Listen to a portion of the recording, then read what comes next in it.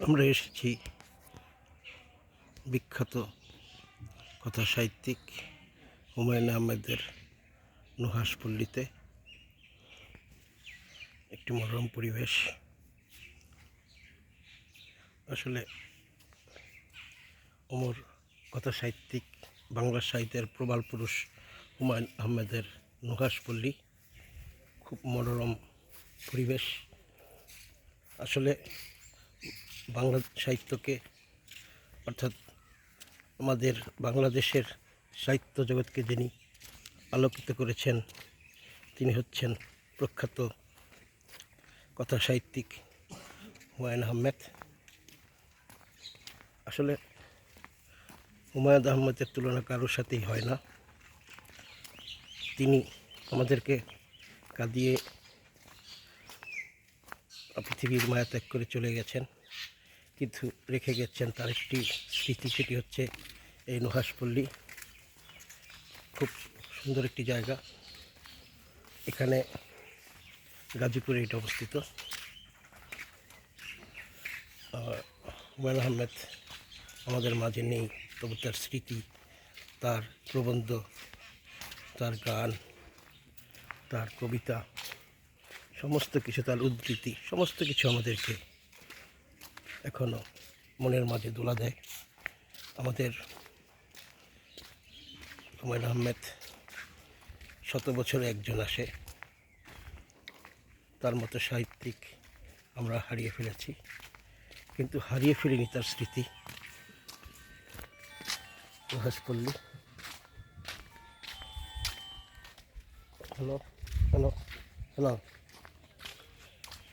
দিব দিব চলে।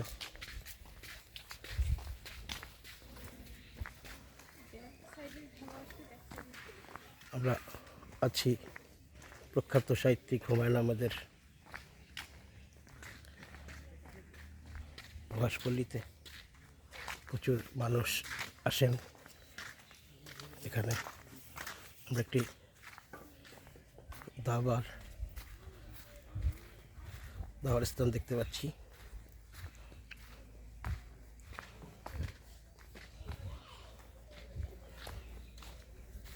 রাজা ঘোড়া, একটি শিশু দেখতে পাচ্ছি। তোমরা দাবা খেলতে পারো? এটা কি বলো তো? এটা কি? এটা ঘোড়া। এটা কি হাতি? এটা রাজা না?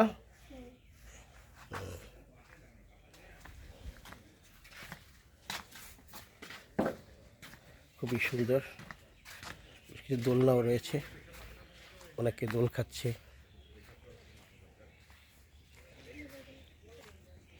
খুবই সুন্দর।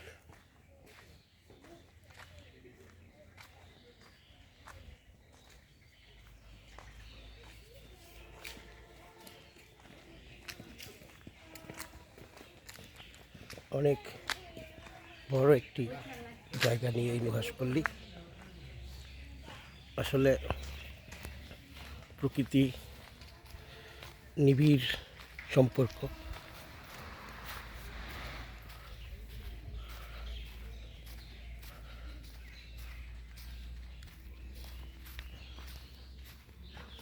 দোলনাতে কেমন লাগে? ভালো লাগে? হ্যাঁ, ধন্যবাদ। শিশুরা দোলনা চড়ছে। এটা বেশ বড় এলাকা নিয়ে একটা স্থান নুহাশপল্লী। প্রখ্যাত কথা সাহিত্যিক হুমায়ুন আহমেদ তিনি এটা সৃষ্টি করে রেখেছেন আমাদেরকে বিনোদন দেওয়ার জন্য। একটা কবুতরের খোয়ার দেখা যাচ্ছে, বেশ কিছু কবুতর, ঘুঘুর ডাক, গরুরা ঘাস খাচ্ছে, কবুতরের কুহু কুহু ডাক, ঘুঘুর ডাক, খুবই সুন্দর লাগছে। খুবই মনোরম পরিবেশ।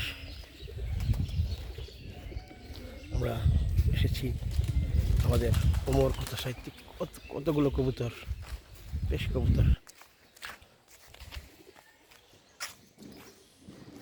আরেকটি কবুতরের ঘর দেখা যাচ্ছে, বিশাল বড় কবুতরের উড়ে উড়ে তাদের গন্তব্যে যাচ্ছে।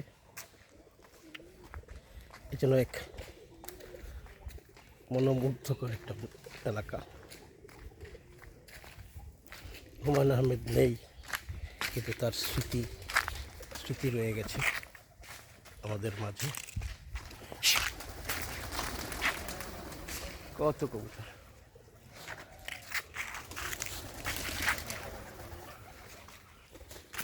উড়ে উড়ে এক ডাল থেকে আরেক ডালে যাচ্ছে।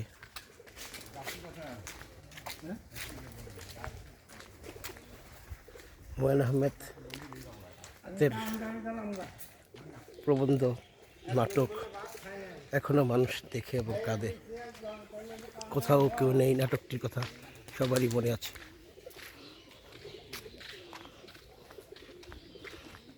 এইসব দিন রাত্রি, আজ রবিবার, এই নাটকগুলো এখনও যখন দেখি তখন তার অভাবটা অনুভব করি। এখনকার মান আর হুমায়ূন সাহেবদের সময় যে নাটকের মান, অনেক পার্থক্য রয়েছে।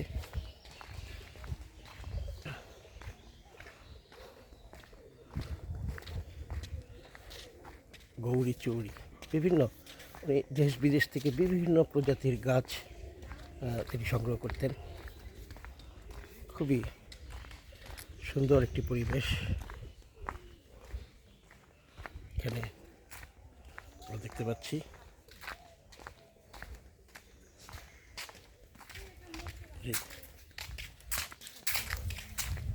মৎস্যকন্যা দেখতে পাচ্ছি।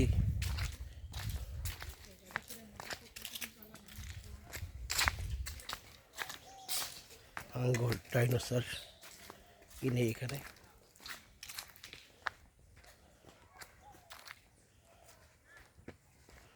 যেদিকে চোখ যায় শুধু বিভিন্ন স্ট্যাচু রয়েছে।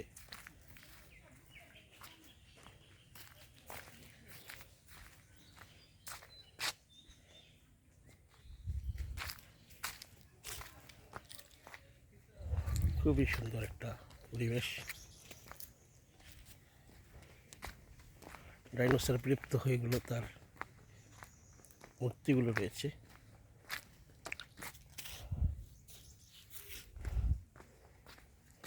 বেশ একটি এলাকা জুড়ে এই হুমায়ূন স্যারের এই নুহাশপল্লী। এখানে তিনি আসতেন, এখানে এসেই তিনি তার অমর কথা সাহিত্যগুলো চর্চা করেছেন এবং বিভিন্ন প্রবন্ধ, নাটক, সিনেমা, টেলিফিল্ম অনেক কিছু আমাদেরকে উপহার দিয়েছেন। হুমায়ূন আহমেদ সাহিত্যের অনবদ্য প্রবাল পুরুষ। একটা ছোট্ট দিঘি দেখতে পাচ্ছি, অনেকে বসে রয়েছেন দিঘির পাড়ে। খুবই সুন্দর পরিবেশ। যেদিকে চাই দিঘি লীলাবতী, নয়ন তোমারে পায় না দেখিতে, রয়েছে নয়নে নয়নে। দিঘি লীলাবতী আসলে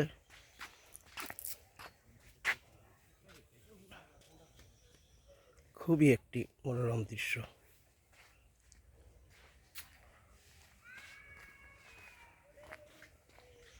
যেদিকে চোখ যায়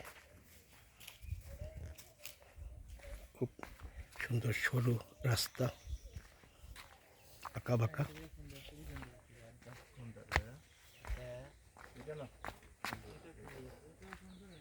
হুমায়ূন আহমেদ মানেই আমরা আমাদের নুহাশপল্লী। বেশ কিছু জায়গা নিয়ে, বিরাট একটি জায়গা নিয়ে এই নুহাশপল্লী অবস্থিত। আমরা দিঘির পালে অবস্থান করছি। বেশ সুন্দর, বেশ মনোরম পরিবেশ। আসলে হুমায়ূন স্যার আমাদের মাঝে নেই, কিন্তু তার স্মৃতিগুলো এখনও আমাদের মাঝে বিরাজ থাকবে। যতদিন বাংলাদেশ থাকবে, বাংলা সাহিত্য থাকবে। হুমায়ুন আহমেদ আমাদের হৃদয়ের কোঠায় তিনি বেঁচে থাকবেন। খুব সুন্দর।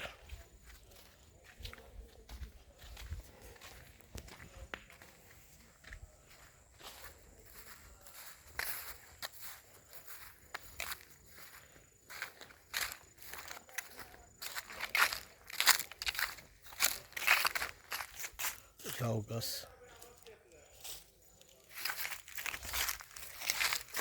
ছায়া গাছ, খুব সুন্দর একটা পরিবেশ এই নুহাশপল্লী।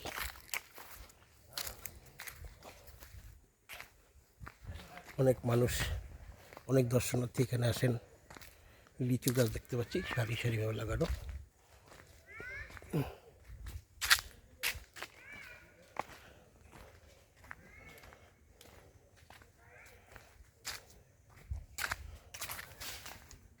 অনেক দিন ধরে আসবো আসবো বলে আসা হয়নি। আমি হুমায়ুন স্যারের খুবই ভক্ত, তার সমস্ত কাজ আমি দেখি, অসংখ্য বই আমি পড়েছি। কি সুন্দর একটা পরিবেশ। ঝাউ গাছ,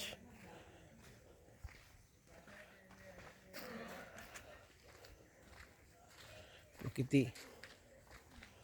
মিলেমিশে একাকার। পাশেই রয়েছে বিভিন্ন ক্ষেত, অরণ্য, চারুভূমি। চোখটি দেখার মতো দৃশ্য, খুবই সুন্দর। ধান ক্ষেত, বিস্তর এলাকা জুড়ে ধান ক্ষেতের আবাদ হচ্ছে পাশেই। খুবই একটি মনোরম দৃশ্য, চোখটি দেখার মতো দৃশ্য। প্রকৃতি এবং মানুষের মধ্যে যে নিবিড় সম্পর্ক, সেটা এখানে আসলে দেখা যায়। অনেক মানুষ আসছে, দেখছে।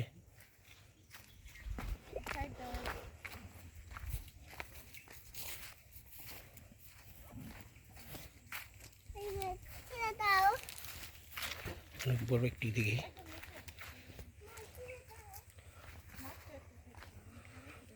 আসলে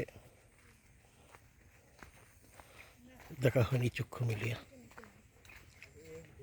আমরা অনেক কিছুই আমাদের বাংলাদেশে আছে। খুবই সুন্দর লাগছে। পরন্ত বিকেল, এখনো রৌদ্র জল করছে। শীতের দুপুরের পরে বিকেলে একটু হালকা রোদ থাকে। দুপুর যখন শেষের দিকে, তখন রৌদ্রটা একটু তেজ বেড়ে যায় এবং আমরা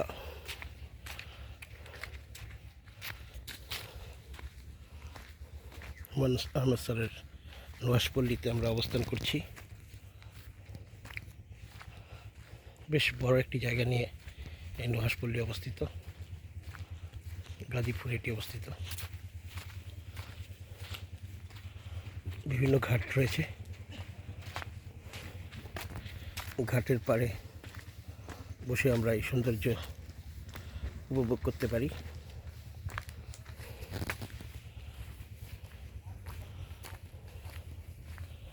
হুমায়ুন আহমেদ স্যার নেই, কিন্তু নুহাশপল্লী অমর হয়ে থাকবে, তাকে বাঁচিয়ে রাখবে।